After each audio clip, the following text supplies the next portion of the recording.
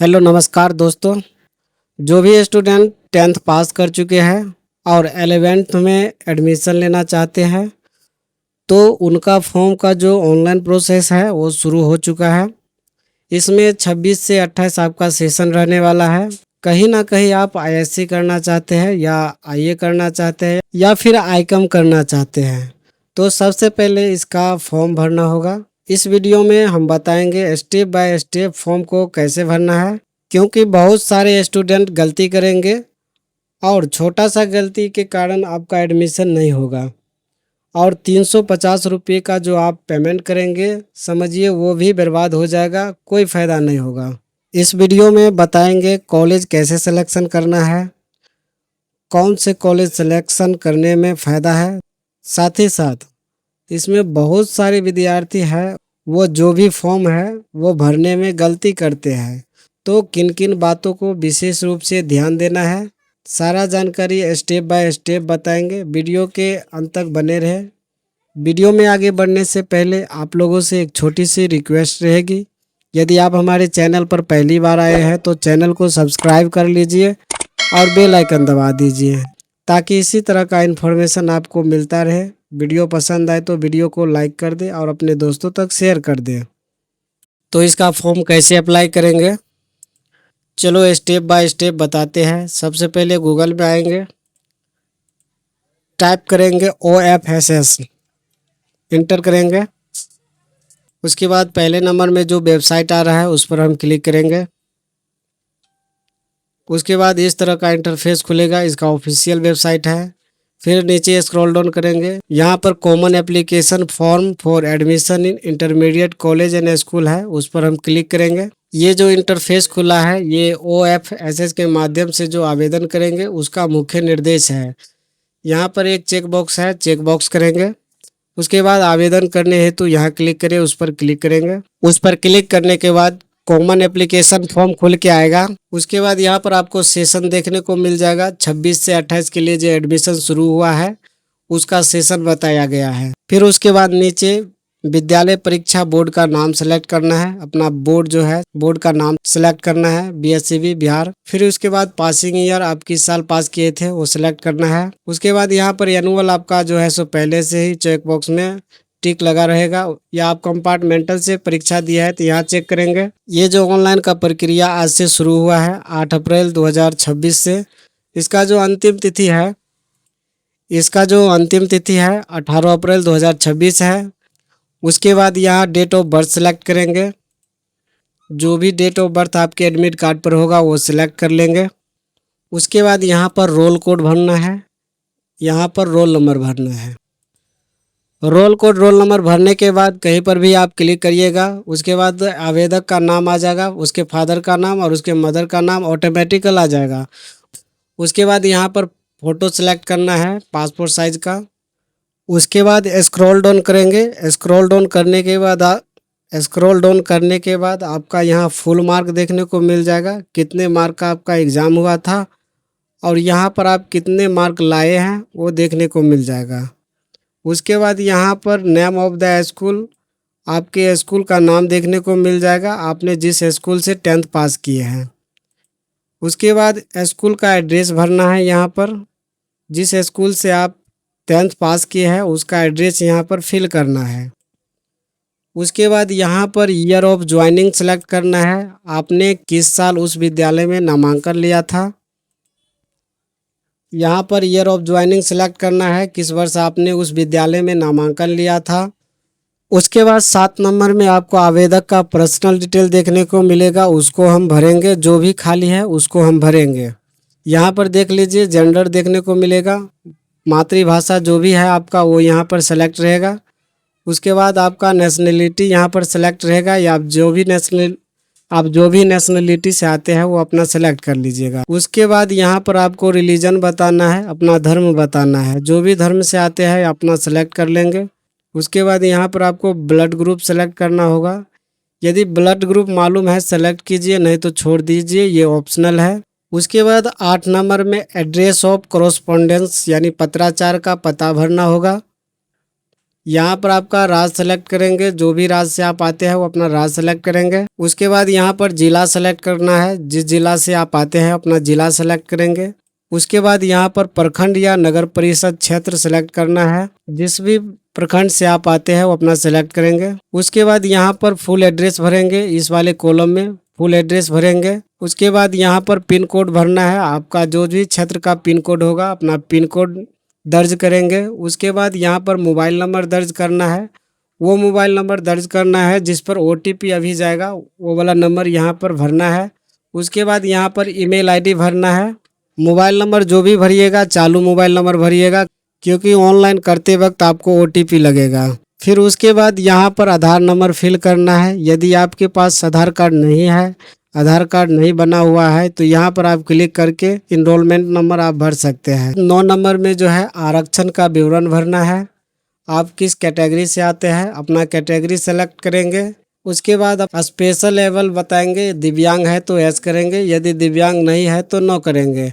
उसके बाद 10 नंबर में आपको जिस कॉलेज एवं शाखाएं में आप नामांकन लेना चाहते हैं उस विकल्पों का चयन करेंगे।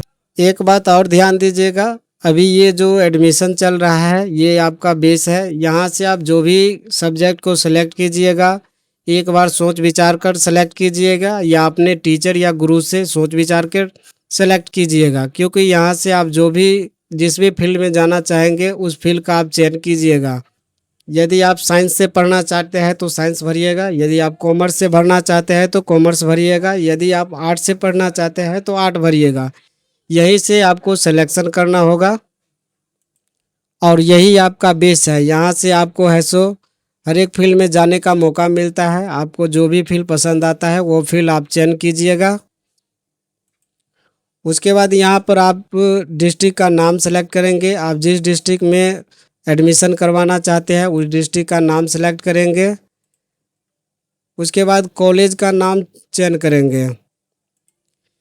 इसमें आपको कॉलेज को सेलेक्ट करना है, महाविद्यालय को ही सेलेक्ट करना है। जिस कॉलेज में केवल इंटर का ही पढ़ाई होता होगा उसी का सिलेक्शन करना है।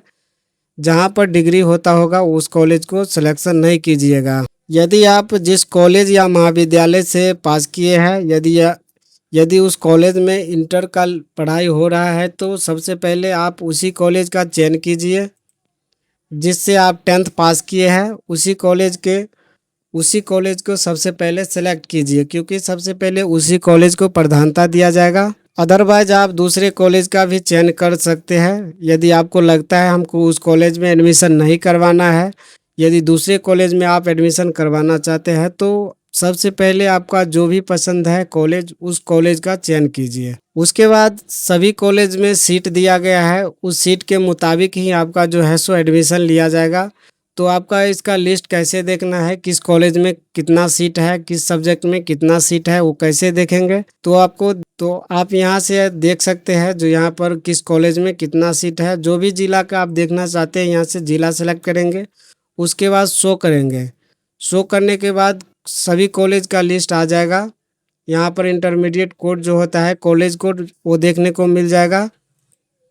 आपका डिस्ट्रिक्ट का नाम जो भी होगा यहाँ पर देखने को मिलेगा। उसके बाद कॉलेज का नाम देखने को मिलेगा।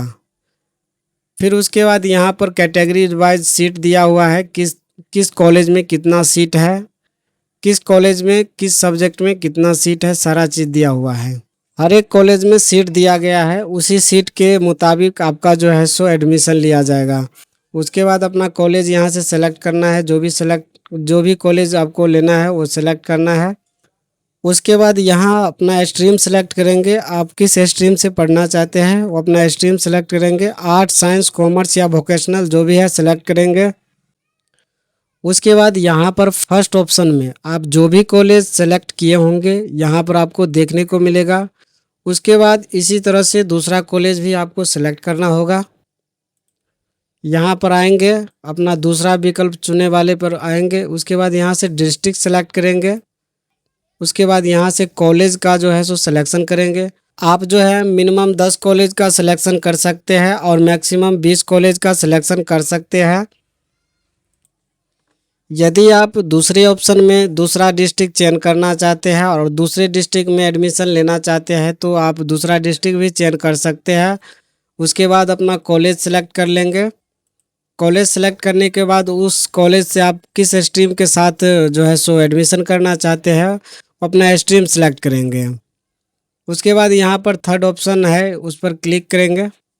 उसके बाद यहाँ पर सेकंड ऑप्शन जो है सो जुड़ गया है। उसके बाद थर्ड ऑप्शन सेलेक्ट करना है। इसी तरह से आपका जो है सो तीसरा ऑप्शन भी सेलेक्ट करना है।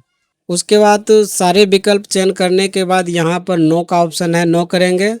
उसके बाद यहाँ पर जो है टर्म एंड कंडीशन, उस पर चेक बॉक्स करेंगे। नीचे जो है उस पर भी चेक बॉक्स करेंगे। उसके बाद आवेदन शुल्क 350 रुपया जमा करने हेतु यहाँ क्लिक करें, उस पर क्लिक करेंगे। उस पर क्लिक करने के बाद आपके सामने आपका फॉर्म का प्रीव्यू खुल के आएगा। उसमें सारा डिटेल को मैच करना है। यदि आपका डिटेल लगता है भरने में गलती हो चुका है तो आप इसको मॉडिफाई कर सकते हैं। बैक टू मॉडिफाई का ऑप्शन आ रहा है, उस पर जाकर के आप जो है सो अपना फॉर्म को एडिट कर सकते हैं। यदि लगता है हमारा फॉर्म सही है तो कंफर्म वाले ऑप्शन है, उस पर क्लिक करेंगे, ओके करेंगे। ओके करने के बाद आपके मोबाइल पर ओटीपी गया होगा, उस ओटीपी को लेकर के दर्ज करना है। उसके बाद सबमिट करना है। सबमिट करने के बाद एक कॉन्ग्रेचुलेसन करके पेज खुलेगा। आपको पेमेंट करना होगा 350 रुपये का। उसके बाद पेमेंट मेथड चूज करना है। पेमेंट मेथड में आपको दो ऑप्शन है, एक एचडीएफसी और एक सब पैसा है। किसी एक को आपको चयन करना होगा और आपको जो है सो प्रोसीड टू पेमेंट करना होगा। उसके बाद आपके सामने पेमेंट मोड खुल के आएगा। पेमेंट मोड में 3 तरह का पेमेंट है। आप कार्ड से भी पेमेंट कर सकते हैं या पे थ्रू यूपीआई या क्यूआर कोड के माध्यम से भी कर सकते हैं। नीचे एक नेट बैंकिंग का ऑप्शन दिखाया गया है, नेट बैंकिंग के माध्यम से भी आप कर सकते हैं। तो हम पे थ्रू यूपीआई या क्यूआर कोड सेलेक्ट करेंगे। उसके बाद जनरेट यूपीआई या क्यूआर कोड आएगा, उस पर हम क्लिक करेंगे। उसके बाद पेमेंट करने के लिए एक क्यूआर कोड आएगा, उसको स्कैन करेंगे। स्कैन करने के बाद पेमेंट कंप्लीट करेंगे। पेमेंट कंप्लीट होने के बाद आपके सामने इस तरह का डैशबोर्ड आएगा। प्रिंट एप्लीकेशन कॉपी, इसको आपको जो है सो अच्छे से रख लेना है प्रिंट करके। तो थैंक यू दोस्तों, आप भी इसी तरह से अपना फॉर्म स्टेप बाय स्टेप भर सकते हैं।